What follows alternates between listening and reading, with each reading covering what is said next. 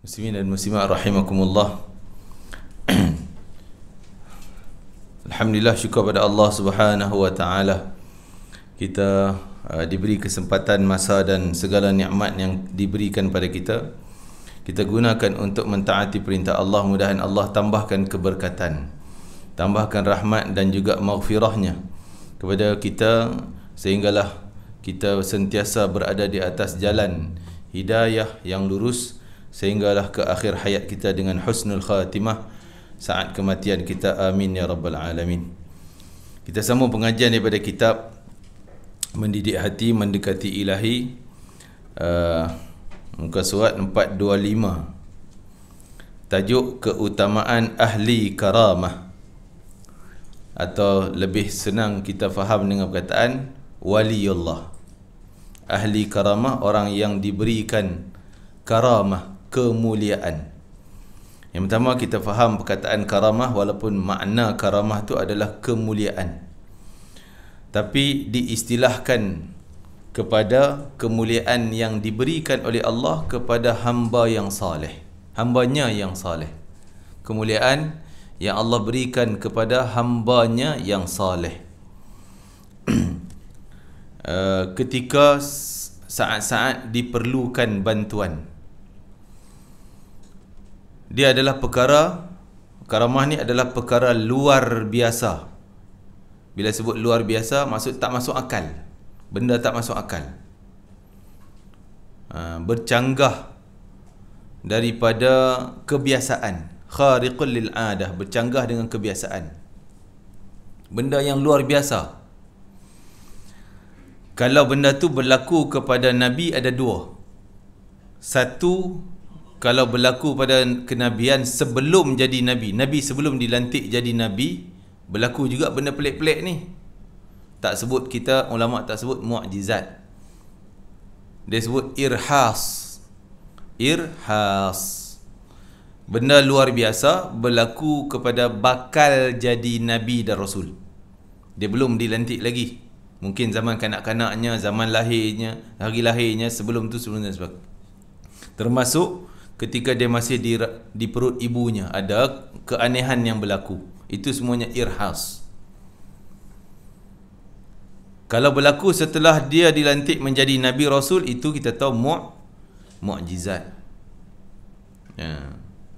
Dan kalau berlaku pada selain daripada Nabi Rasul, tapi orang saleh, namanya karamah. Kalau berlaku juga kepada orang biasa, dia tak nampak soleh sangat, biasa aja, orang biasa, mungkin berlaku keanehan juga, kan? Dan itu boleh menambah iman dia. Disebut ma'unah, bantuan. Ma'unah ni bantuan, pertolongan daripada Allah, kan? Contoh, berlaku aksiden, nampak kereta tu memang dah out, habis dah, boleh mati dah, tapi dia okey je, tu mungkin ma'unah. Dan yang kelima, kalau berlaku pada orang kafir ataupun orang jahat, orang yang tak beriman langsung, iman sekadar mulut je, amalan tak ada langsung. Apa dia nama apa? Allahumma salli ala Muhammad. Lupa pula sebut perkataan tu. Istidraj. Ya betul, istidraj. Istidraj, supaya dia lebih kekal dengan jahatnya, walaupun dia dapat benda aneh, sehingga dia mendabik dada, aku betul lah ni, aku baik lah, sebab tu ni dapat pertolongan, orang ni tak boleh buat, aku boleh buat, kan? Padahal dia kafir, kan? Itu adalah istidraj. Allah sengaja nak bagi dia jatuh lagi ke dalam apa? Dalam azab yang lebih teruk, dalam kekufuran. Jadi ini istilah ahli karamah, ataupun kita lebih kenal, lebih terjemahkan sebagai para awliya, orang-orang saleh, para wali-wali Allah. Allah Subhanahu wa taala apabila menghendaki kebaikan bagi hamba, dia akan menampakkan kepadanya aib-aib diri. Para wali bila diberi karamah, bukan untuk kebanggaan ataupun nak buat show kat orang, nak tunjuk aku punya hebat. Itu bukan karamah. Kalau dia kata, mai tengok, aku nak tunjuk ni kehebatan aku, boom, buat benda yang luar biasa, itu berarti bohong. Mungkin sihir, mungkin istidraj, dan mungkin itu syaitan yang bantu dia. Tak ada para wali bangga, "Mai aku nak tunjuk begini jadi." Kecuali dia menghadapi situasi, beberapa situasi. Yang pertama, kalau terdesak dah tak jalan, kira akal orang kata memang tak ada jalan nak selamat, tiba-tiba boleh Allah beri bantuan. Seperti kisah sahabat Nabi Ala bin Al-Hadrami, nama dia Ala bin Al-Hadrami. Dia memimpin tentera, saya tak ingat zaman, tak salah zaman Sayyidina Umar kot. Dia sahabat Nabi juga, memimpin tentera nak pergi ke Andalusia, Spanyol sekarang kan, Spain. Tapi duduk di sebelah Morocco ni, Maghribi kan. Dia ada anjung tu yang jadi lautnya dekat kan. Orang selalu naik feri daripada Spain ke Morocco, sejam lebih dah sampai. Laut Mediterranean tu, lain punya kawasan semua jadi luas, jauh, yang tu jadi dekat. Maka dia nak lintas, nak pergi ke sana. Kalau nak ikut jalan, zaman kuda tak ada perahu feri ni. Kalau nak darat, jauh lah, nak kena pusing mana hala sampai Palestin tu, jauh, terlalu jauh. Jadi dia orang nak juga pergi sana, bermalam dan munajat pada Allah Ta'ala, minta bantuan Allah, sehingga mereka berjaya jalan atas laut dengan kuda sekali, dengan kuda. Tapi dia pesan, jangan tengok-tengok, nak tenggelam ke tak, nak tenggelam ke tak. Kalau tengok kan tenggelam sungguh. Tapi dengan syarat ketat lah. Awalnya mesti dia cek, setiap seorang mesti buat sunnah Nabi, jangan tinggal walaupun kayu sugi. Bangun malam, semayang sunat, ambil wuduk, kena ikut sunnah-sunnah yang telah ditentukan. Buat segala sunnah. Itu sebagai wasilah perantaraan nak dapat bantuan Allah. Maka buat sungguh semua jadi, barulah dia nampak yakin semua dah laksanakan. Baru hari itu seterusnya dia minta sahabat semua, kawan-kawan tentera dia, lintas dan jangan ragu-ragu dan jangan tengok-tengok. Lintas sampai seberang sana, barulah dia orang nak turun tengok kaki kuda tenggelam basah kat mana, kat lutut ke, kat paha kuda ke. Tengok satu bulu pun tak ada air, tak ada basah. Jalan atas permukaan laut. Ini bantuan kepada Ala Hadrami. Cerita ni cukup banyak karamah pada sahabat. Para sahabat semua dikira wali Allah, semua orang soleh. Sahabat Nabi yang beriman, semuanya adalah wali Allah, semuanya adalah orang saleh. Itu pengiktirafan daripada Nabi, kullu ashabi udulun. Semua sahabatku ni adil belaka. Adil maksudnya saleh, tak pernah jahat, tak pernah menipu, semuanya baik. Itu pengiktirafan daripada Nabi SAW. Dan benda karamah ni, tadi kita kata terdesak. Yang kedua, bila nak kalahkan musuh, berdepan dengan musuh. Berdepan dengan musuh, nak kalahkan musuh. Kan? Nak kalahkan musuh. Juga kadang Allah beri karamah bantuan. Dengan tujuan dia kalahkan musuh untuk kebaikan dakwah, kebaikan Islam dan sebagainya. Itu antara beberapa perkara, dan bukan nak bangga-bangga. Malah seorang imam mengatakan, kalau kamu nampak orang tu bangga dia boleh jalan atas air, boleh terbang atas angin, yakin itu dari syaitan. Sebab dia bangga dengan benda tu. Para wali malu nak tunjuk karamah. Malu. Kalau boleh jangan cerita ke orang, jangan cerita. Kalau orang yang nampak pun. Kan? Bukan untuk tunjuk show-show, nak tunjuk ke orang, nak cerita ke orang. Kalau masuk Facebook, saya boleh buat benda ni, itu mengarut itu. Tak ada karamah yang wali yang sanggup sebarkan benda tersebut. Malah mereka sentiasa tutup kelebihan diri sendiri, tak nak tunjuk ke orang. Kalau orang ternampak pun, minta jangan sebarkan. Barang siapa yang tadi dia Allah SWT, ulang balik, Allah SWT apabila menghendaki kebaikan pada hamba, dia akan menampakkan kepadanya aib diri. Para wali sentiasa nampak dia lemah, dia tak hebat, tak alim, nampak orang lain lebih baik semua. Ini ada ciri-ciri hati yang bersih, layak menerima kedudukan wali Allah. Kalau nampak, alah dia tu siapa je lah, aku lagi hebat lah, kan? Kalau nampak itu memang tak layak lagi. Qalbun salim tu, hati yang selamat, sejahtera, tak ada penyakit langsung. Ini wali Allah. Malah dikatakan wali-wali abdal. Wali ni ada tingkatan dia, banyak. Wali atas sekali kutub, bukan kutub. Kutub huruf ba. Wali kutub ni kira ketua wali setiap zaman. Sepanjang zaman mesti ada, kan? Setiap zaman mesti ada wali kutub. Meninggal dia, ada yang lain digantikan. Kita tak tahulah siapa, kita tak boleh nampak, kita tak kenal. Yang kecuali kita tengoklah orang soleh ni, sebut-sebut mungkin yang tu lah kot. Jadi bawah dia ada lagi wali, saya mungkin tak ikut susunannya lah, wali nujaba, wali abdal. Wali abdal 7 orang. Itu yang saya ingat lah. Wali abdal ada 7 orang. Dan meninggal seorang akan ganti yang lain. Mesti cukup-cukup 7 sepanjang zaman. Hari ni ada? Ada. Di mana? Wallahualam, tak tahu siapa. Kita tak tahu siapa. Tapi wali abdal kebanyakannya orang Syam. Syam ni Syria, Palestin, Lebanon, Jordan, tu semua Syam. Tu wali abdal. Dan kebanyakan wali abdal bukan kerana banyak amalan dia.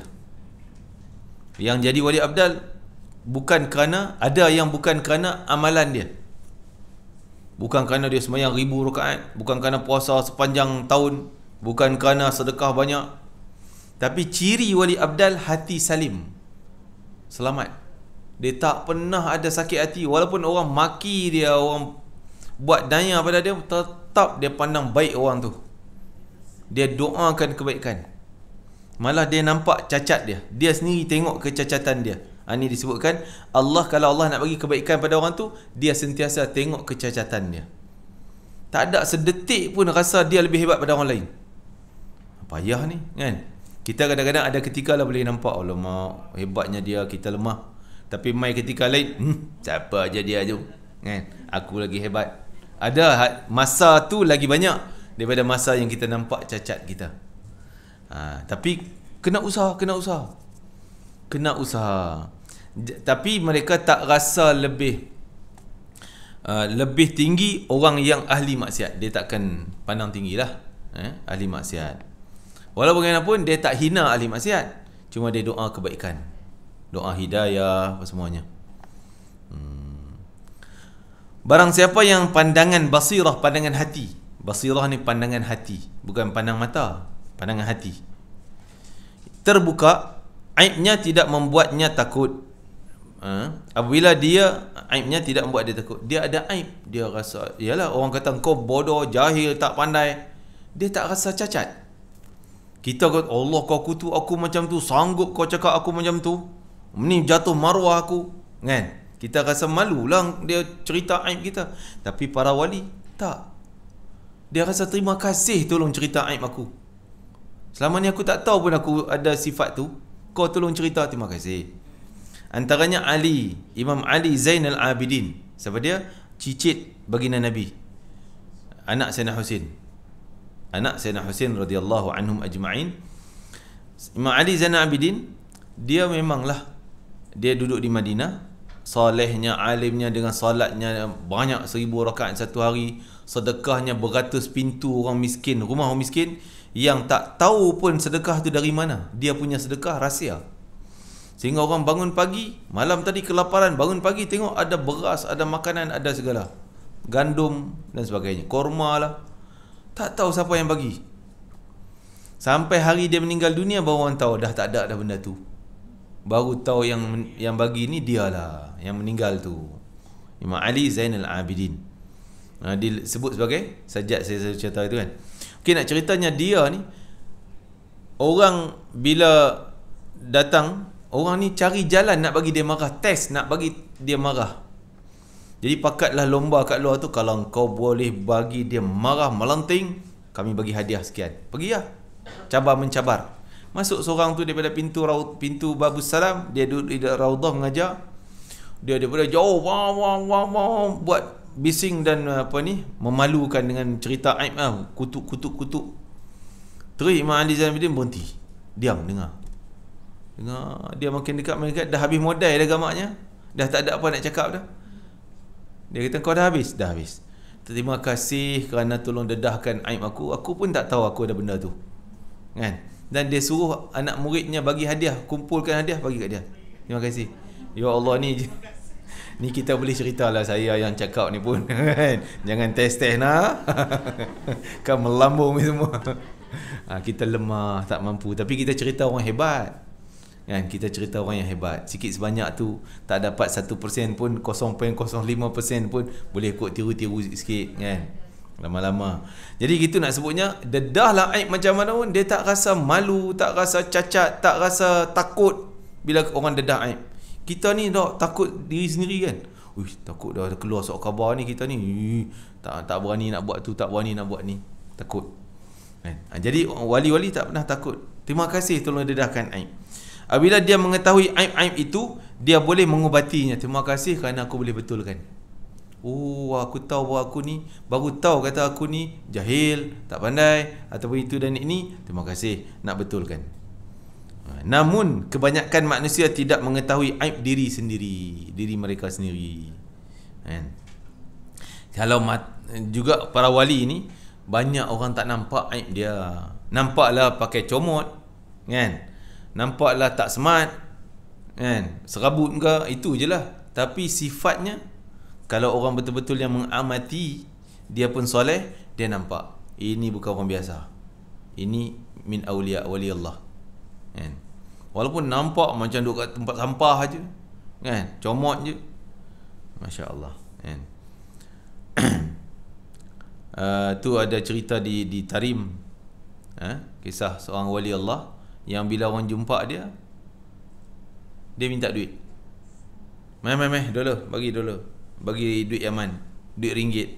Tengok apa yang ada kat poket kawan tu.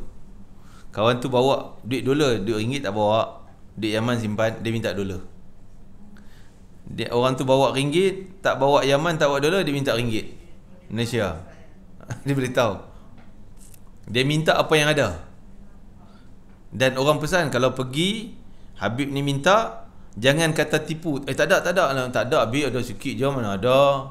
Padahal dia bawa mungkin ribu, dia kata tak ada, adalah 10 dolar, 20 dolar. Tipu siap engkau ni. Keluar memang lenyap terus. Jadi banyak kali lah, bukan sekali dua. Tapi kalau dia minta semua, keluar semua. Kita bagi, minta duit ni, mungkin dia tak sebut, kita bagi sikit. Lagi sampai habis. Tak apa, jangan risau. Ambil, bagi je. Allah kembalikan semula. Adalah benarnya. Dan jangan pandang buruk pada dia. Hati kita jangan, apalah Habib ni, minta duit ni apa, wali apa macam ni, hati jangan kotor. Sebab tu orang kata kalau jumpa raja, jaga mulut. Silap cakap habis kita depan raja, kan? Kalau dengan wali, jaga hati, jangan terlintas benda tak baik. Ada, dia akan tahu. Sebab tu banyak istighfar. Astagfirullahaladzim, ya Allah, bersihlah hatiku daripada bertemu dengan para wali. Mereka dapat baca renungan-renungan hati. Itu signal sampai pada Allah, sampai pada dia orang, Jadi seseorang dari mereka melihat kotoran pada mata saudaranya. Memang orang nampak kotor, jijik, comot, kan? Namun dia sendiri tidak melihat binatang di hadapan matanya. Itu gambaran orang ni. Halunya nampak benda kecil, orang kata apa, kuman seberang nampak, gajah depan mata tak nampak. Itu ni. Barang siapa yang ingin mengenali dirinya, baginya ada 4 cara. Ni patut kita kena latih untuk benda ni. Kena cari silap kita, aib kita, biar terdedah, kan? Jadi kadang-kadang orang, memanglah kita takut nak jumpa para wali ni. Kadang dia cakap tu ada je, tu aku punya lah tu, kan? Benda dia cakap tu, contoh, kan? Dia cakap tu, tu hantam kat aku lah tu, orang tu kenal kat aku. Siapa pergi pun kadang-kadang, contoh Pak Sumit, mesti orang pernah dengar, kan? Dia cakap tu macam nampak macam merewang ke mana-mana ni, tapi pap kena seorang tadi keluar buat cerita, aku dah kena tadi, kan? Aku dah kena tadi, ya. Semua ada je benda yang dia cakap tu, kena terasa orang ni. Tapi dia orang ni bukan nak malukan kita, bukan tunjuk engkau gini, tu memalukan. Tak, dia cakap supaya ambil pengajaran, betulkan, baiki balik benda silap tu, kan? Itu teguran yang manfaat. Jadi 4 perkara ni pada dia. Yang pertama, dia duduk di hadapan seorang syekh, orang saleh, orang alim, yang dapat melihat aib dirinya. Kena ziarah. Sering kita ziarah dan minta nasihat. Dan satu saya nasihatkan, pernah saya pun kena dinasihati lah. Bila ziarah orang saleh, bila dia cakap, kita jangan potong. Kalau dia tanya, kau tahu tak apa hukum ni? Jangan pandai-pandai, hukum dia gini, gini, gini, gini. Baik jawab, tak tahu. Tak tahu. Buat tak tahu. Bukan bohong. Tapi kita nak tahu. Dia tanya soalan mudah. Contoh, Nabi juga pernah tanya para sahabat, apa hukum curi? Apa hukum zina? Soalan mudah. Semua orang tahu haram. Tapi ada benda yang Nabi nak cerita lebih pada tu. Kan? Jadi begitu juga Imam Haddad, ketika anak-anak muridnya nak pergi ziarah seorang wali Allah, guru Imam Haddad, Habib Umar bin Abdul Rahman Al-Attas. Yang baca Roti Atas tu tahulah nama dia. Pergi ziarah, Habib Umar Abdul Rahman Al-Attas tanya soalan. Soalan mudah-mudah. Hukum yang apa haram, semua tahu haram. Semua tahu benda tu wajib. Jadi dia orang pakat jawab, hukumnya wajib, gini, gini, gini, haram, gini, gini, gini. Jadi balik Imam Haddad tegur, lain kali ziarah wali-wali, alim besar, dia tanya soalan mudah, jangan jawab. Jawab tak tahu. Allah dan Rasul je tahu. Wallahu alam, contohnya. Sebab dia tanya soalan mudah, bukan nak suruh kita jawab. Dia nak bawa lagi jawapan yang mendalam yang kita tak nampak. Biar dia cerita. Dan pernah saya cerita tadi, bila ziarah seorang saleh, ada orang tu duk potong cakap dia. Oh macam tu Habib, kalau macam ni macam mana? Oh macam tu kalau macam ni. Kawan tu cakap tak habis lagi. Ini tak elok, tak sopan dengan wali. Sebab dia orang cakap kadang-kadang, maaf cakap ni, kadang-kadang orang kata kita mengarut. Tapi ni hal kewalian ni. Dia orang cakap bukan dengan idea dia. Allah ilham. Kadang-kadang kita tanya, tolong bagi ilmu, tak tahulah, wallah alam. Nanti apa yang keluar, itulah ilmu kau. Bila cakap tu dia pun tak tahu dari mana dia datang. Dia cakap, itulah ilham daripada Allah. Ilham masuk. Sebenarnya ilham tu lah yang point nak bagi kat kita. Kalau kita potong, seolah terpotonglah benda tu, mungkin nak dapat lagi yang lain, dah terputus. Ini pesanan betul-betul. Kalau jumpa orang soleh, bila time dia cakap sampai dia sendiri stop, tak apalah. Takat tu je lah. Okey lah, dah habis lah. Jangan kita potong sehingga mengganggu ilham yang Allah berikan kepada dia. Duduk depan syekh yang dapat melihat aib dirinya dan dapat membongkar penyakit-penyakitnya yang tersembunyi. Dia menyerahkan dirinya pada syekh dan mengikut petunjuk-petunjuknya dalam mujahadahnya. Tanya, tolong beri nasihat. Point kita nak buka cakap dia tu. Minta nasihat. Apa je lah nasihat dan panduan yang boleh saya baiki diri sendiri, kecacatan saya. Barulah dia keluar, gini tak boleh, ini boleh, ini tak boleh, dan sepatutnya buat macam ni, macam ni, kan? Sampai dia habis, baru kita tanya soalan lain. Dia berhenti, kita tanya. Jangan potong. Inilah keadaan murid bersama syekhnya dan siswa bersama gurunya. Dengan demikian, guru dan syekh akan mengetahui aib dirinya. Ini guru yang murabbi betul. Macam kita ni, guru ngajar ni bukan guru murabbi yang tahu selok-belok perangai anak murid dia, dan yang mungkin dia sampai ke tahap ahli karamah tadi, yang Allah buka basirah hati dia. Dia tak nampak dengan mata, tapi hatinya macam mana? Ada idea yang Allah cakap, Allah bagi tahu gini. Jadi apa yang idea masuk tu lah benda yang nak tegur sesuai dengan orang depan ni, kan? Tu guru murabbi. Kan? Tak ke semua guru murabbi. Jangan kata yang mengajar kuliah pun murabbi belaka. Belum tentu. Kita tak, saya pun tak lah, kan? Kita hanya mungkin sekadar mampu huraikan apa dalam buku ni, bagi tahu itu je.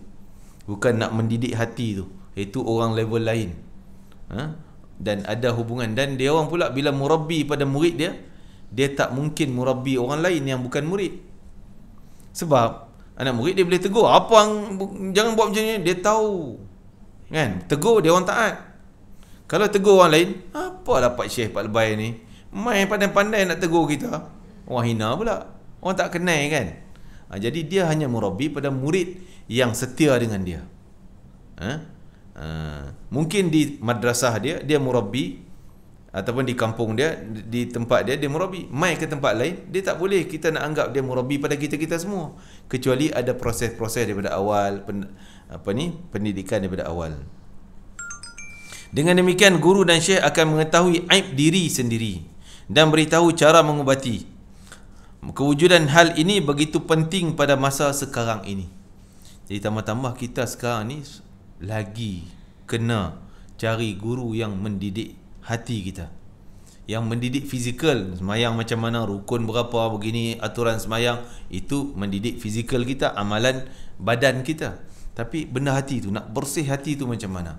Jadi guru yang murabbi ni tahu tahap-tahap dia. Jadi kalaulah ustaz kena cari guru murabbi, saya tak tahu siapa dia nak boleh terbiah hati kita, nak bersihkan hati, tak tahu. Kalau tak jumpa, tak ada satu guru yang semua kita boleh cari, kita boleh jumpa. Apa dia? Iaitu salawat Nabi sallallahu alaihi wasallam.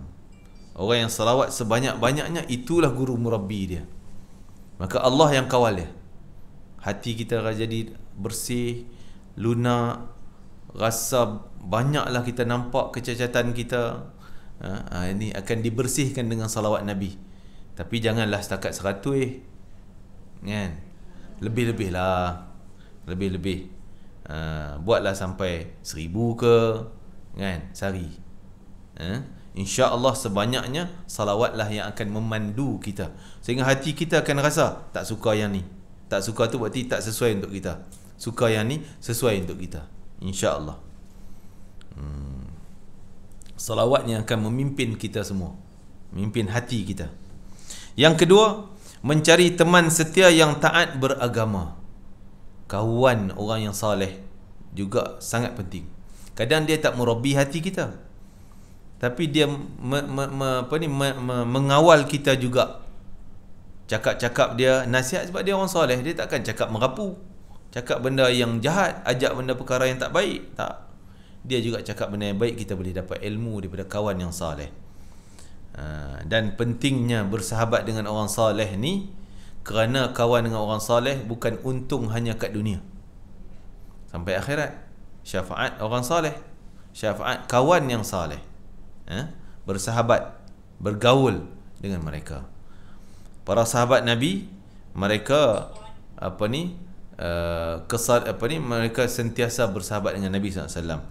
Sayyidina Anas bin Malik mengatakan, aku selama ni rasa risau, bimbang, sebab dia khadam Rasulullah.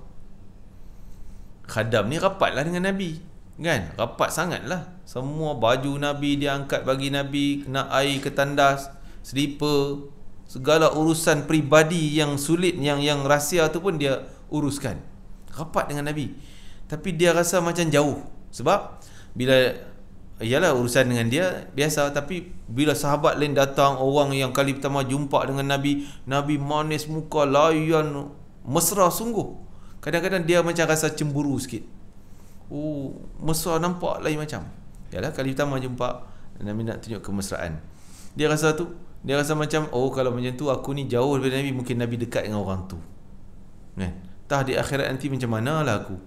Tiba-tiba satu hadis, datang Arab Badawi. Datang Arab Badawi kata, ya Muhammad, bila nak berlaku kiamat? Nabi kata, apa yang kau siap sedia untuk kiamat? Dia kata, tak ada lah, cuma aku ni hubbullah wa rasulih.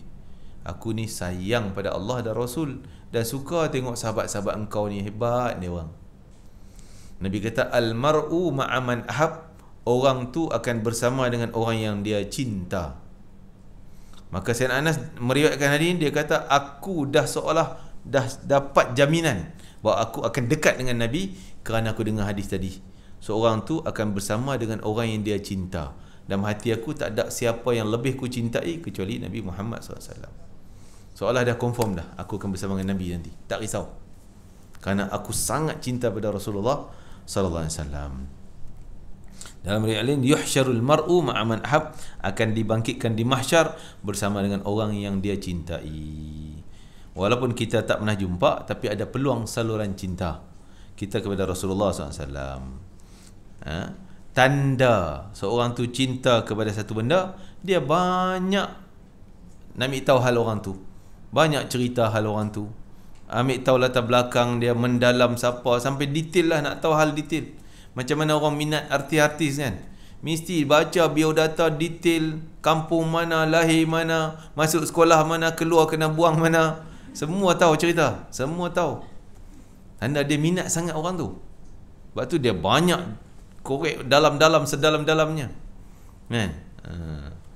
Jadi kalau tak minat, tak minat tahu, malas nak minat tahu, malas tak minat kan. Jadi minat kita kepada Rasulullah terbukti dengan kita suka dengar ceritanya, dengar cakapnya. Mana cakap Nabi? Hadis-hadis Nabi. Belajar apa yang Nabi suka, kita pun nak buat. Apa yang Nabi tak suka, kita nak tinggal. Cara Nabi buat macam ni, cara Nabi buat macam ni, sehingga para sahabat ada yang buah anggur, Nabi pernah dijamu buah anggur. Ketika sahabat ni ketika nak makan buah anggur, tanya Nabi makan buah anggur macam mana. Kita mana ada nak tanya dah, ada ngap habis semua, tak ada nak tanya. Ni tanya Nabi makanya. Sahabat tu kata, aku pun tak tahu. Tak tahu, nanti dulu, jangan makan lagi. Tak makan lagi, tunggu dulu, tunggu. Ada tanya orang lain, siapa yang tahu cara Nabi makan anggur macam mana kan. Saya pernah juga Syekh Afifuddin cerita masa duduk sekali dengan dia, masa inilah majlis, dia cerita tahu Nabi makan anggurnya. Kita tak tahu, kita ingat macam kita lah, tarik sebiji, pam masuk, tarik putus dia punya tangkai kan, pam masuk. Tak, dia kata Nabi ambil tangkai, kan dia banyak tangkai, ambil satu tangkai yang kecil tu adalah 4-5 biji ke, Nabi gigit sebiji, pegang tangkai, gigit, itu kan. Sekali-sekala tu kita buatlah macam tu, tiru. Begitu ada sahabat yang nak makan buah tembikai, hab-hab, dalam dia orang sebut hab-hab, tembikai. Dia tembikai di Yaman, orang Yaman ke orang Saudi kot sebut hab-hab. Saya pelik sebut bitikh lah, apa semua nama-nama yang lain. Dia kita lah ada apa, timun apa? Timun Cina. Timun Jepun. Dah tembikai orang timur kata apa? Timun Cina. Dia panggil timun Cina. Kita panggil tembikai. Adalah nama-nama yang lain. Jadi cara nak makan tu semua tak tahu, maka dia orang tinggal tak nak makan, takut makan tak ikut cara Nabi. Itu tanda dia orang sayang sambil ambil tahu hal-hal yang kecil macam tu. Nabi cara pakai baju macam mana, buka baju macam mana, semua nak tanya, nak ambil tahu kan. Itu tanda cinta yang tebal. Kita ni tak ambil tahu, alah hadis Nabi lagi kan, tak nak ambil tahu, alah cerita Nabi lagi, asyik cerita Nabi je. Yang rasa jemu, na'udzubillah. Kalau rasa jemu ni bahaya ni. Kalau kita rasa jemu dan malas nak dengar ada cerita Nabi ni, banyak sangat dah. Nabi lahir macam mana, mukjizat Nabi begini dan begitu, banyak cerita dah, malas dengar. Ni bahaya ni, hati kita dah kotor, karat sekaratnya tu, bahaya. Jangan jadi keras batu dah. Karat boleh cuci lagi. Bila ada keras yang batu, dah habis rosak. Jadi tanda keras yang batu, memang nampak benda yang baik tu tak baik, benda yang tak baik tu bagus. Tu terbalik dah. Jadi masih karat ni, okey lagi, boleh dicuci lagi. Cepat-cepatlah cuci. Okey, yang kedua, mencari teman yang setia, taat, beragama. Teman itu selalu mengawasi dirinya untuk mengetahui keadaan dan perbuatan. Kawan kita tegur, apa lah kau buat macam tu, janganlah, tak boleh, haram ni, benda ni makruh ni, benda ni tak boleh ni, kan. Kadang-kadang kita rimah macam tu. Ada orang pula rimah, aku rimah betul, dia asyik tegur halal haram, malas nak kawan dengan dia. Pula rugilah, tak berkawan dengan orang baik. Setiap kali menemui akhlak dan aib lahiriah dan batiniyah yang tidak disukai, ia akan mengingatkan kawan. Ini baru sahabat. Dia nampak benda tak betul, dia tegur, kau tak boleh buat macam ni, kena buat macam ni. Tapi kita, kebanyakan orang suka kawan, kalau buat maksiat dia diam. Okey, kau nak buat melantak, buatlah, tak ada masalah, aku jaga, tak bagi orang nampak. Ini yang tak patut kita jadi kawan. Ini perangai syaitan yang suka sokong untuk kemaksiatan. Demikianlah yang dilakukan oleh orang-orang bijak, orang berilmu dan para pemimpin agama. Sayyidina Umar Al-Khattab radhiyallahu anhu pernah berkata, semoga Allah merahmati orang yang menunjukkan kepadaku aibku. Dia doa bagi orang yang tolong dedahkan aib dia. Terima kasih, mudah Allah rahmati engkau. Kawan tu kutuk Sayyidina Umar. Dia doakan kebaikan. Salman Al-Farisi radhiyallahu anhu juga pernah bertanya tentang aibnya ketika datang seorang kepadanya. Dia bertanya, apa saja yang sampai kepada anda tentang diri saya? Ada orang cerita belakang-belakang lah, cakap-cakap tentang keburukan aku. Bukan kita nak hantam balik, bukan Salman nak hantam balik. Kalau ada orang cakap tentang tak baik, kalau kita dengar adab si Mamat tu, siap kau, jaga kau, kan, cari jalan nak hantam balik. Tapi Salman bukan tujuan tu. Tujuannya nak tahu. Kadang-kadang orang depan tak berani cakap lah, dia sahabat, kan, kod belakang-belakang dia orang beranilah cakap. Ada tak benda tu? Nak tahu dan nak betulkan. Sampai kepada anda, ada tak siapa yang sampai kepada anda tentang diri saya yang tidak anda suka? Mintalah agar saya boleh minta maaf, kan, saya akan maafkan dia. Tolong ceritakan. Kalau ada cerita tak baik tentang diri saya, tak apa, saya maafkan dia. Saya akan maafkan dia. Ia terus mendesaknya, tolonglah cerita, kan. Mungkin ada kot. Nak juga. Orang itu berkata, telah sampai kabar kepada saya bahawa anda menggabungkan 2 lauk dalam menu makanan anda. Habislah kita. Fail. Nasi lemak dah ada, nasi lemak sebungkus dah ada 2. Telur, ikan bilis, timun, kacang, banyak tu. Allahu Akbar. Memang kita dah tak layak nak duduk dengan dia orang ni, kan? Dan bahawa anda mempunyai 2 pakaian. Allah, kita bukan 2 pakaian, 2 mari. 2 mari tu sikit Ustaz. Sikit 2 almari tu. 2 tingkat rumah okey lah. Almari atas penuh, almari tingkat bawah lagi. 1 untuk siang, yang lain di waktu malam. Itu pun dia kira kecacatan dia, kan? Kira cacat, benda aib dia, benda yang patut dia betulkan. Apa ada yang lain? Lain benda tu ada lagi tak? Ada lagi tak? Tanya lagi. Tak ada. Itu je orang komplain. Dengan yang 2 ini saya telah terasa puas dapat. Maksudnya tahu kesilapan saya. Terima kasih, puas hati dengar orang cerita tentang aib dia, dan dia nak betulkan benda tu. Bukan nak hantam orang tu. Tak. Allahu Akbar. Ni amalan para sahabat. Layaklah mereka yang Nabi kata, derma separuh biji tamar pun pahalanya hebat, takkan sama pahala besarnya walaupun kita dapat sedekah emas sebesar gunung Uhud. Tengok macam mana kehidupan dia orang. Jauh kita ni, kan? 2 helai pun dah kena komplain. Allahu Akbar, kan? Makan 2 lauk pun dah kena komplain. Allahu Akbar. Ya Allah Tuhan. Apa dia? Ialah satu asas. Kalau dia orang roti lah, tu benar asas. Ada 2. Mungkin 1 roti makan apa? Katalah kita jam, lepas tu ada kari pula, ada 2 tu, kan? Kita lebih lah tu sikit, kan? Dah kari, dah kebab dalam tu dah berapa dah, dengan ayamnya, dengan sayurnya, dengan telurnya, dengan bawangnya, dah banyak dah, kan? Masya Allah. Ni dia lah kedudukan layak mereka ni, min awliya, wali yang paling tinggi, sahabat Nabi yang dekat, dan orang yang pendokong Nabi SAW. Sangat-sangat tepatlah kemuliaan mereka di kita puja, puji dia orang.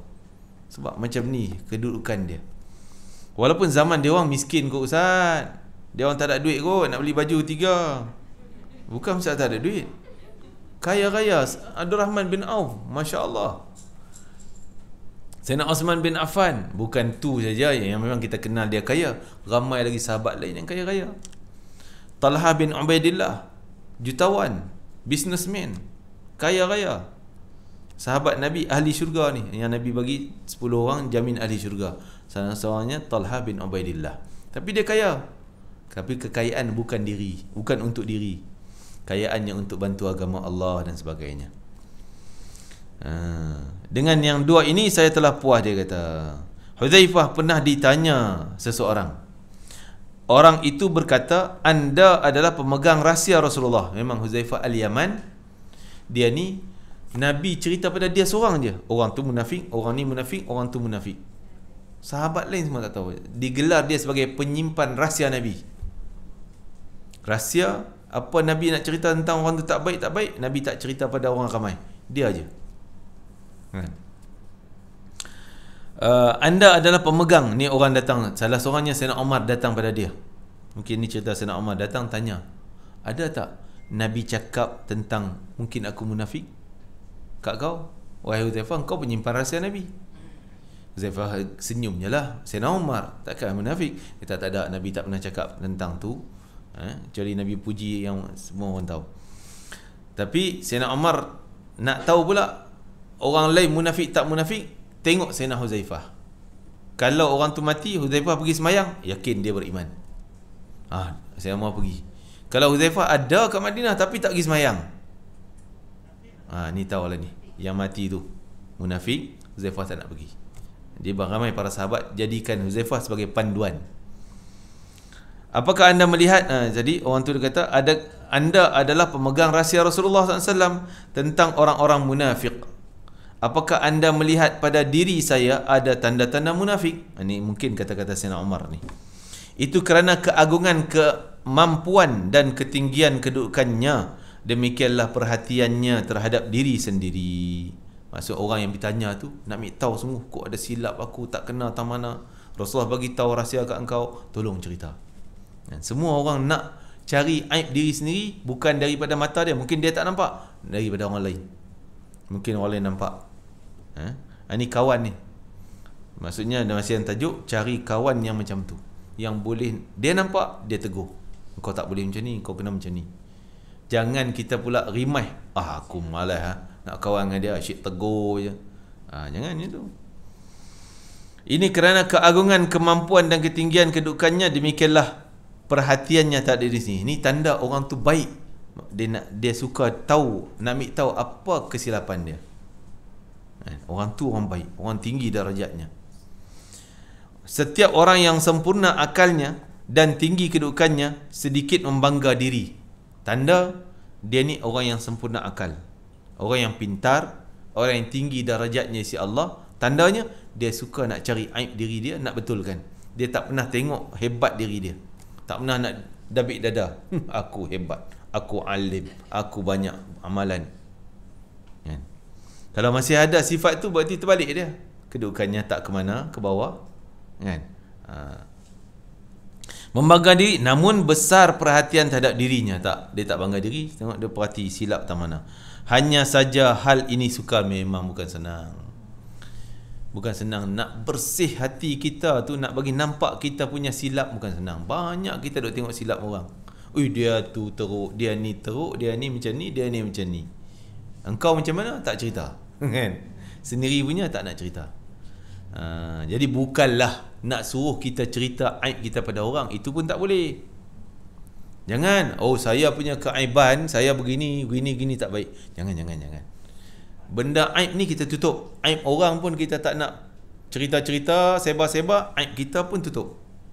Jangan sebar-sebar. Biar kita tahu silap, kita betulkan. Kalau orang nampak pun, kita ambil panduan, betulkan. Sedikit di antara teman-teman anda yang meninggalkan penipuan dan meninggalkan hasad. Tinggalkan kesan penipuan. Dia tipu, lah kau tak ada apa-apa lah, kau baik. Dia bodek ni, ada benda lah ni, kan? Ni bukan kawan yang sebenar. Dia syik puji, walaupun silap macam mana, puji. Tidak lebih dari kadar yang diwajibkan. Tidak luput sifat hasad di antara teman-teman anda, atau orang yang mempunyai maksud melihat apa yang bukan aib sebagai aib. Jangan macam tu. Orang tu nampak aib kita, tapi dia puji. Dia tak nampak itu sebagai aib. Ini bahaya punya orang ni. Kita baguslah dia puji saya, dia baik lah, dia hati baik. Nampak dah aib kita, tapi dia tak cerita itu aib, dia cerita itu kebaikan. Contohnya dia sombong. Baguslah engkau, beranilah hantam sikit dia orang tu, bagi sikit, pukul sikit, maki sikit dia orang tu. Dia puji pula kita maki orang. Ini tak kena lah, tak kena. Kawan yang tak kena. Walaupun kat dunia kita nampak untung kawan dengan orang macam ni, tapi hati kita tu semakin tebal kotornya. Semakin jauh daripada Allah, semakin mudah dapat murka Allah. Na'udzubillah min dzalik. Kita suka pula dipuji-puji macam tu, kan? Tapi kalau kita bukan kawan, jangan kita lah jumpa ni, Assalamualaikum, kita nampak aib dia, terus nak tegur. Itu tak kena juga. Aku nak tegur sikit, engkau ni tak betul ni. Kita baru kenal je, tak kenalah cara. Biar yang kawan rapat boleh cakap terus terang, yang tak rapat ni kita cakap berlapik-lapik lah, kan? Gitu. Nak jaga hati tu juga, nak imbang di antara nak tegur dengan nak jaga hati. Kadang-kadang lebih utama jaga hati dia daripada tegur benda yang salah, betul-betul salah. Kadang-kadang ada ketikanya macam tu. Jadi sebab tu waliullah ni, dia memang halus sangat dalam nak menjaga hati dengan nak tegur. Sebab tu kadang dia tegur ni, dia bawa cerita. Yang saya kata wali-wali kadang cerita-cerita, alamak, kena kat aku lah, kena kat aku. Dia tak tegur langsung, kau buat macam ni salah, patut macam ni. Dah, dia bawa cerita orang dulu, zaman dulu, gini-gini berlaku macam ni, kan? Jadi kita sendiri kena lah tu, kena dah kan, kena ketuk tu. Faham je lah, betul kan? Itu. Tidak luput sifat hasan tadi, atau seorang teman yang menyembunyikan dari diri anda sebahagian aib. Dia tahu aib, dia tak cerita ke kita, kan? Dia tutup aib kita. Kawan rapat ni yang kau patut dia terus terang je pasal rapat. Lainlah kita tak rapat, nak tegur pun kena cari peluang-peluang yang sesuai. Atau seorang teman yang oleh kerana itu Daud At-Ta'i nak baca jadi Thai pula, ingat Thailand ke apa? Dia At-Ta'i, alif lam ta alif hamzah ya, At-Ta'i, Daud At-Ta'i. Jadi ada sahabat yang daripada At-Ta'i ni, apa ni, Hatim, Adi bin Hatim At-Ta'i. Jadi mungkin dia keturunan kot, ni bukanlah sahabat Nabi. Daud At-Ta'i mengasingkan diri dari masyarakat. Ketika dia ditanya mengapa tidak bergaul dengan masyarakat, dia bertanya, apakah yang harus saya lakukan terhadap orang-orang yang menyembunyikan aib-aib saya dari diri saya. Dia orang soleh, orang tak nampak lah aib dia, tapi dia kata, saya tak naklah duduk dengan masyarakat, masyarakat tak mau tegur saya, tak nampak keaiban, sengaja nak sembunyi. Bukanlah dia buruk sangka, tidak, tapi ni tawaduk dia, merendah diri. Nampak dia bukanlah soleh, dia bukanlah alim, kan? Macam tu, merendah dirinya. Keinginan orang-orang beragama adalah diberitahu tentang aib diri mereka.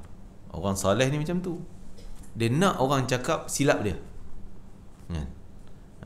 Tapi dengan teguran yang sesuai, dengan peringatan dari orang lain. Kadang-kadang berlaku ke orang lain, orang tu dengan orang ni bergaduh ke apakah, ada masalah, dia tersedar diri dia, aku pun ada masalah macam tu. Dia sedar diri dia. Namun hal ini sering membuat kita marah kepada orang yang menasihati kita. Ini kebanyakan orang. Dan beritahu kita akan aib diri kita. Marah, engkau ni asyik nampak tak baik aku je. Ia menunjukkan kelemahan iman kita. Tu kadar iman. Macam meter minyak tu, sampai tahun ni F, penuh minyak kita. Sampai E, kurang minyak kita, dah nak habis dah. Begitu juga nak tahu iman kita ni suka tak membetulkan keaiban kita sendiri. Kalau tak suka, orang cakap, apa asyik kutuk orang ni, asyik nampak tak baik aku je, kan? Nampaklah minyak engkau dah E tu, iman kau dah hampir E dah. Saya silap dah lilap dah, blanking dah. Sebab akhlak tercela merupakan ular kalajengking yang akan menggigit diri sendiri. Akhlak tak baik tu, tak mau tengok kepada keaiban diri, silap diri. Kalau seseorang mengingatkan kita bahawa di bawah baju kita ada kalajengking, nescaya dia senang hati. Terima kasih lah, ada kalajengking nak patuk engkau tu, ada ular dekat kau, terima kasih lah, takkan kita marah dia, Kan? Ni patut kita merenung hal ayat ni. Orang tegur kita silap, engkau ni sombong sangat, rendah diri sikit, gini. Terima kasih. Seolah dia bagi tahu kalau jengking duduk dekat kaki kita nak patuk. Terima kasih lah. Kan?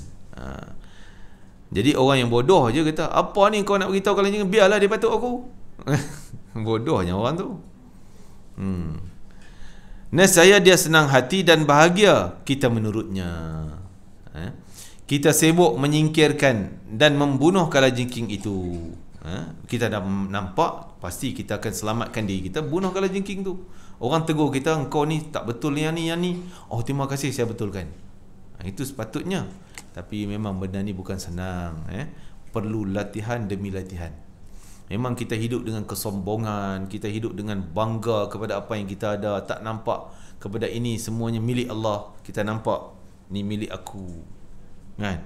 Ini semua penyakit ni, penyakit yang menyebabkan kita tertutup, tak nampak keaiban kita, tak mau tahu pun aib aku.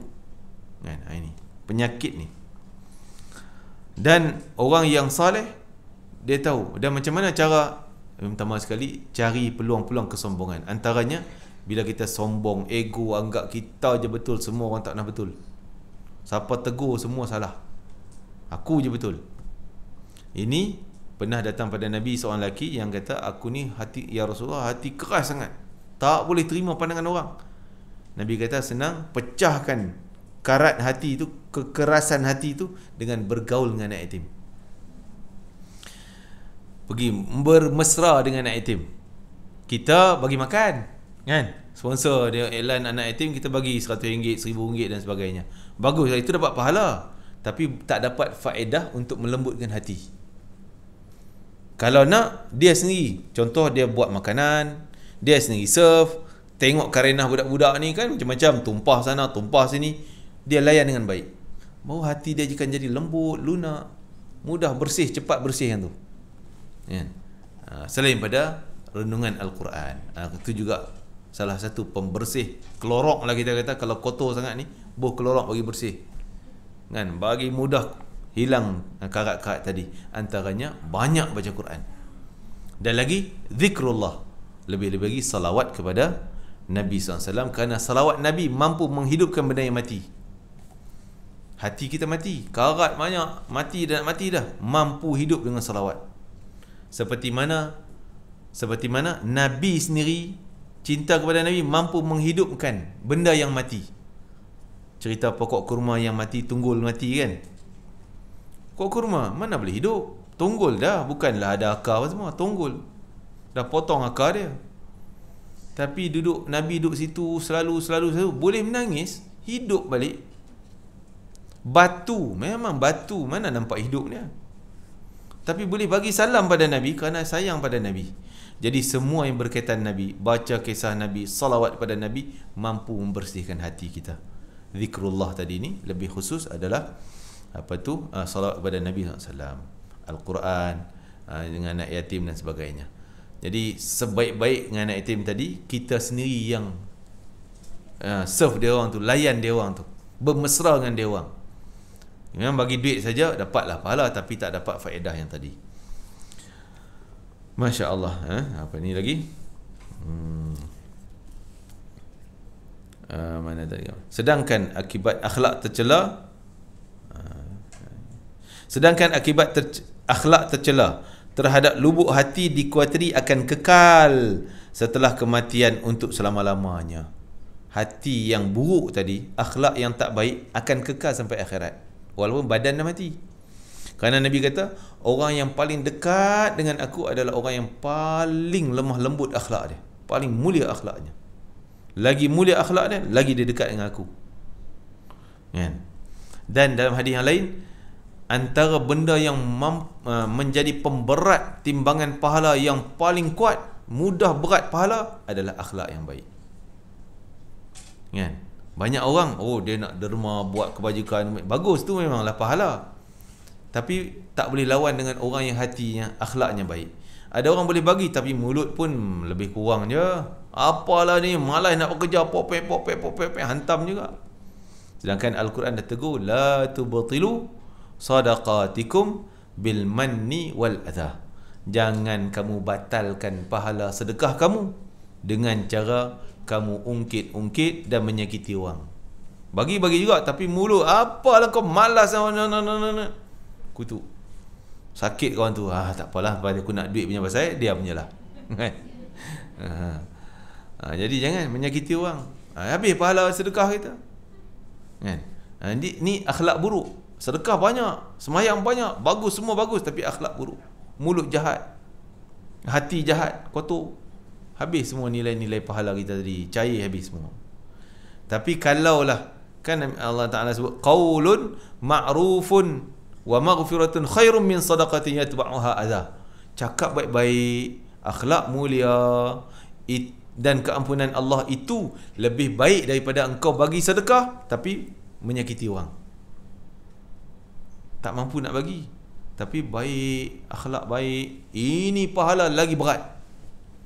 Akhlak yang baik. Jadi berarti akhlak yang buruk membinasakan sampai akhirat. Jauh lah.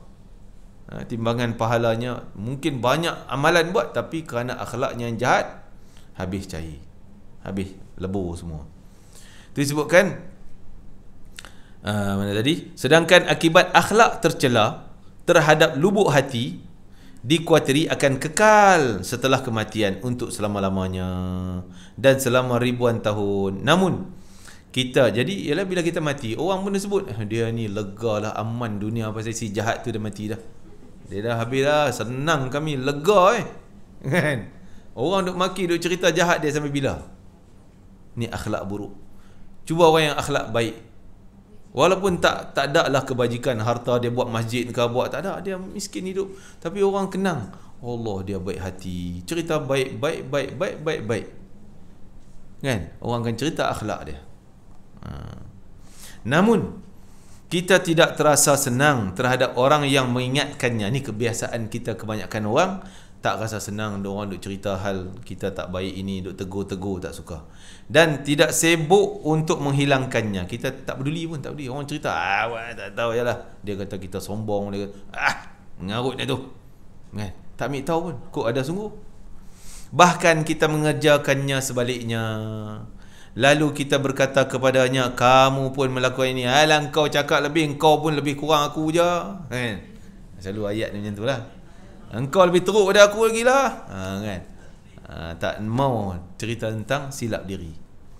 Ini semua indikator meta nak tahu iman kita tinggi, tebal atau nipis kan? Allahu Akbar, Masya Allah. Kita tak sedar hal tu. Terima kasih pengarang kitab kita ni, tolong bagi teguran pada kita supaya kita ni berubah sikap ya? Tapi saya pesan, jangan kita cerita aib orang, jangan cerita aib kita pada orang. Tutup juga, kena tutup juga. Jadi kita je yang tahu, kita yang dapat betulkan. Justru kita memusuhi orang yang tegur-tegur tadi, daripada mengambil manfaat daripada nasihat dia. Hal itu merupakan kekuatan hati yang buahnya adalah banyaknya dosa. Hal itu merupakan kekuatan hati yang buahnya adalah banyaknya dosa. Pangkal dari semua itu adalah kelemahan iman. Kita mohon kepada Allah agar menunjuk kita, menampakkan pada kita aib-aib kita, menyibukkan kita untuk mengubatinya, dan menolong kita untuk berterima kasih kepada orang yang menampakkan pada kita keburukan kita. Masya Allah. Bukan senang nak dapat kedudukan yang macam ni, yang kita boleh terima teguran orang, kutukan orang kutuk kita, kita boleh terima. Oh, Masya Allah.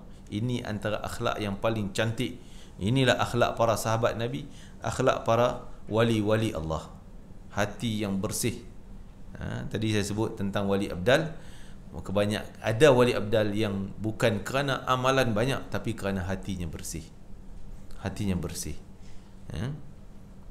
Tak ada langsung nak prasangka, tak ada langsung nak berasa marah pada orang kalau orang buat baik pada dia, ataupun yang buat tak baik pada dia pun. Ini bukan senang. Kita rasa ya ke macam tu boleh kejayaan.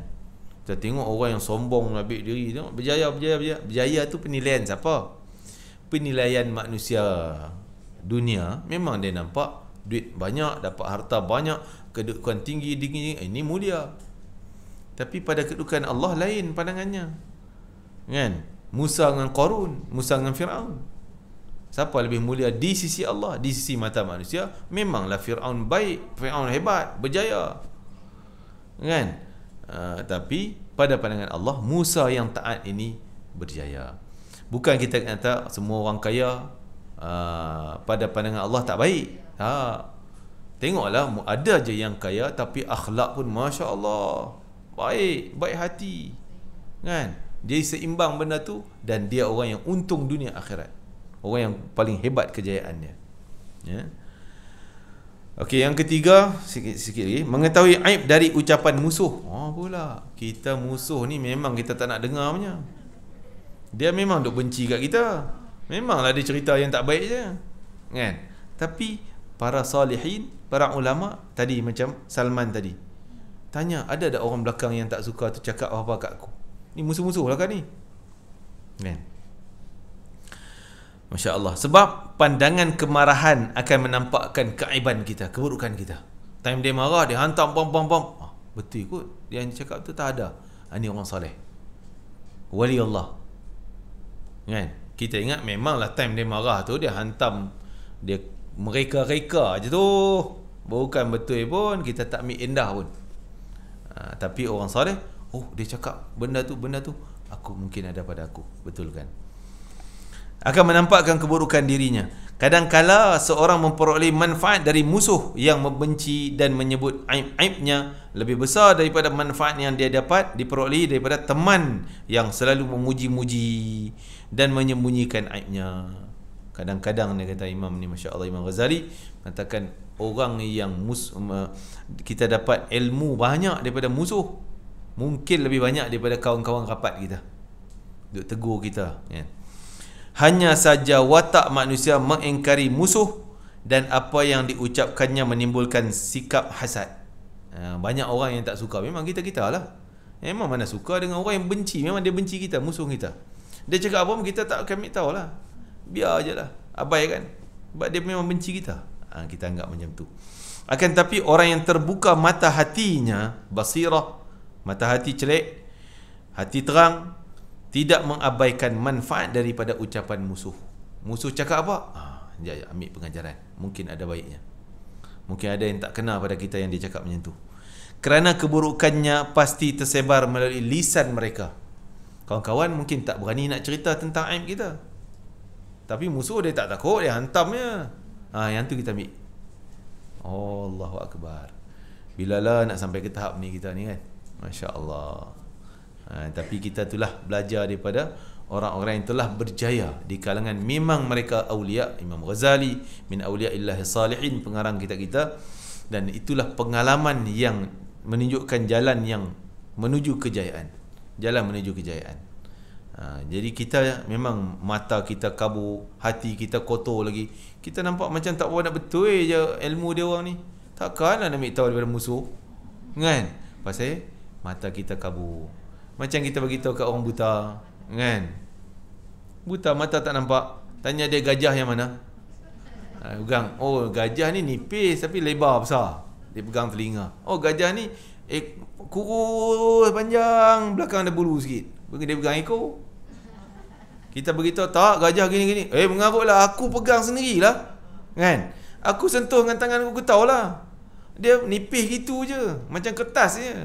Rupanya pegang telinga. Kan? Sukar dia nak faham.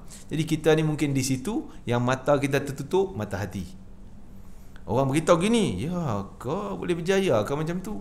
Tapi yakinlah bahawa ilmu orang yang berjaya, pasti kalau kita ikut langkah-langkah tu, kita akan berjaya.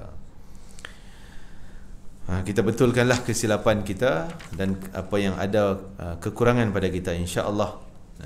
Kita azam untuk jadi orang yang soleh. Cari jalan untuk baiki kesilapan kita, pandang keaiban kita, ambil tahu tentang teguran-teguran orang lain. Mudah-mudahan akan membersihkan hati kita yang berkarat, yang kotor, sehingga kita nampak sebenar-benarnya jalan yang berjaya. Wallahu alam. Kita akan sambung nanti yang keempat tu, ya. Tanda di situ muka surat 423. Ya, silakan. Pengalaman jumpa wali Allah. Saya ikut orang lah. ikut orang jumpa wali Allah. Saya pun tak tahu dia wali, tapi kerana orang soleh, kita ikut rombongan sekali, dia orang ni cakap dia wali, kita pun yakin. Antaranya yang ada di Malaysia, tapi meninggal, tapi alhamdulillah saya dapat jumpa. Selain dapat sumit tu, memang kita tahulah dia min aulia. Ada lagi di Kedah, tapi dia sekarang ni dalam Facebook, orang kawan-kawan sebut kata dia tak nak ni lah COVID ni kan, tak nak terima tetamu. Dulu punya ramai datang tetamu, semua orang soleh-soleh, alim ulama semua datang melutut dengan dia. Dia nampak biasa, tak pakai kopiah, kadang tak pakai baju pun. Jadi luaran orang nampak alah macam orang tua tak nak betul kan. Tapi orang yang ada basirah tadi nampak lain, macam lain dia. Ada benda lain. Dia yang tadi saya kata, kalau kita duduk 4-5 orang, dia cakap lah, ni kat Baghdad dulu gini, cerita dulu, pak, alamak, kena kat aku. Ini kena kat aku, kena kat aku. Kan? Semua pakai terasa. Teguran-teguran tu. Tapi bukan cara memalukan, tidak. Sampai ramai datang ziarah, dia buat timetable.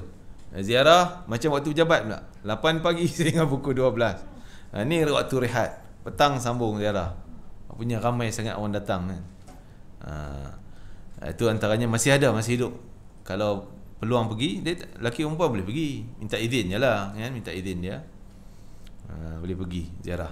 Tapi jaga hati, saya sebut tadi, niat apa tujuan pergi ziarah. Kalau tujuan nak tunjuk kita baiklah sikit kan, kita dah baik jumpa pak wali-wali ni, jangan. Niat yang tak elok akan terbongkar benda yang tak elok nanti. Niat kerana Allah, ikut sunnah Nabi, nak menyayangi, mencintai orang saleh. Itu antara asas kita niat jumpa para wali. Taat perintah Allah, ikut sunnah Nabi, mencintai orang-orang yang saleh. Dan juga mungkin kita tambah nak betulkan kesilapan, nak dapat keberkatan, nak dapat rahmat Allah, kasih sayang Allah dan Rasul, ziarah mereka. Dan antara yang dah meninggal, Habib Ali lah, Habib Ali bin Ja'far Al-Idrus Batu Pahat. Meninggal dah tahun, saya tak ingat tahun tepatnya, 2000 lebih lah, di Batu Pahat. Tu pun yang tu juga, pakaian dia, ya Allah, baju Melayu, tapi jahit tangan ni, Melayu jahit tangan. Kopiah ni kopiah masamnya, kopiah, yalah nampak buruk lah kan. Wali Allah, Masya Allah. Rumah dia pun kan lebih kurang. Jadi nampak kewalian dia tu nampak jelas. Antara kata-kata dia semua jadi benar, jadi betul. Ada seorang, ni cerita orang lah, ada seorang dia niat ni tak apa nak betul, niat nak minta doa Habib ni supaya dia nak kahwin lagi yang kedua, tiga kan. Niat macam tu, ceritalah, Bib doakan nak kahwin, Bib nak tambah yang kedua, nak kahwin lagi ni, tolong doakan Bib. Habib diam, tak cakap. Kau kahwinlah lagi. Banyaknya lagi tu. Lepas tu duk asyik kahwin, cerai, tak berhenti. Silapnya. Jadi itulah kesilapan hati, niat yang tak betul, maka akan nampak benda yang tak betul. Dia ada seorang student orang Yaman, dia ni dah biasa dengan hal-hal wali ni, Masya Allah. Dia belajar UIA, nak balik ke Yaman tak ada duit. Jadi dia hutang orang, naik bas pergi ke Habib Ali Batu Pahat. Pergi, dia tak cerita, tak nak minta duit apa semua, tapi nak ambil barakah lah, nak widak sama tinggal ni, dah lama nak balik ke Yaman. Pergi, Habib bagi duit kat dia punya banyak. Bagi duit kat dia. Masya-Allah. Jadi tak tahu duit tu dari mana, kita pun tak tahu. Dia selalu kata nanti tunggu kejap Dia masuk rumah, keluar dah. Bagi. Kan? Jadi kita pun tak tahu. Itulah kedudukan orang-orang saleh. Banyak lagi sebenarnya yang tersembunyi, yang mastur. Ada wali yang mastur. Wali mastur ni kita tak nampak dia wali. Nampak macam orang gila, nampak macam orang biasa, tak nampak salehnya kan. Tak nampak sangat. Tu wali mastur. Yang tak mungkin tah dia duduk dalam masyarakat kita, dia pakai smart boleh jadi. Jadi kita tak dapat nak kenal mana seorang wali. Tak ada name tag dia. Kan wali, aku wali gini kan. Tak ada. Jadi kita kena baik sangka dengan semua orang. Mungkin dia baik, dia soleh, dia wali ke. Jadi kita kena muamalah, akhlak kita kena baik dengan semua orang. Jangan buat silap dengan wali. Nabi Allah Ta'ala firman, siapa yang musuh dengan wali aku akan perang dengan dia. Walaupun kita tak kenal dia wali, kita kutuk, siap kita kena perang dengan Allah. Itulah wallahu alam. Jadi kalau di Yaman tu banyaklah cerita-cerita min auliya illa salihin. Ya.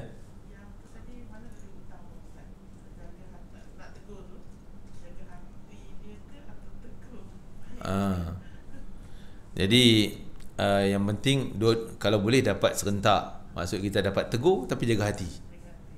Kan? Dengan bahasa kita yang lunak ke baik ke dan sebagainya, bersendirian tanpa ada ketika menyentuh. Ada ketika lebih utama kita jaga hati dia. Contoh dia ni penzalim. Memang kalau silap je dia pukul orang, dia hantam orang. Kita tahu kita nak tegur dia. Tapi kalau kita tegur dia tak kena cara, siaplah kita akan kena zalim nanti. Kan? Yang tu lebih baik jaga hati dia. Jangan tegur lagi. Cari waktu lain yang sesuai ataupun orang yang sesuai, tegur dia. Kan? Jadi kena pandai menilai lah kita ni. Nak menilai. Nak jaga ni ada orang yang main jaga hati tu memanglah sampai bila tak tegur. Kan? Biar tegur hantam terus je. Jadi kita kena bijak dalam menilai hal-hal macam ni. Dan kalau kita rasa tak yakin nak tegur dia, kang sagi dia mengamuk, kang sagi dia maki hamun, kan, dia guna kezaliman dia, lebih baik kita diam dulu. Cari jalan lain. Mungkin dengan cara yang pertama sekali, doalah mudah-mudahan dia berubah, dia jadi baik, dapat hidayah dan sebagainya. Ataupun kita cari orang yang dekat dengan dia, orang yang rapat, mungkin isteri dia ke, mungkin melalui orang lain. Yalah, dengan suami ya kita boleh tegur, tapi jangan banyak kali tegur, letih-letih tu. Orang suami ni, yalah orang lelaki ni ada ego dia. Sekali tegur tu boleh diam lagi. Banyak kali aku buat, kan? Jangan buat, lagi nak buat. Nak tunjuk ego dia tu. Jadi sebab tu kesalahan yang ada pada suami tak menyebabkan isterinya berdosa. Dia beritahu, contoh tak semayang kan? Kita tegur semayang. Jangan kata hari apa tak semayang pun sehari saya lap tangan pun kena. Kan? Naik tangan terus, mengamuk dan sebagainya. Jadi itu tak bijak kita.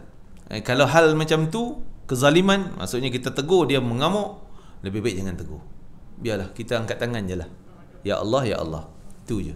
Kita tak terlibat dosa pun. Tapi suami, kalau isteri salah, dia terlibat dosa. Dia kata tak boleh tegur, Ustaz, dia ni macam ni. Dah, engkau berkuasa. Carilah jalan macam mana pun untuk baiki. Kan? Wallahu alam.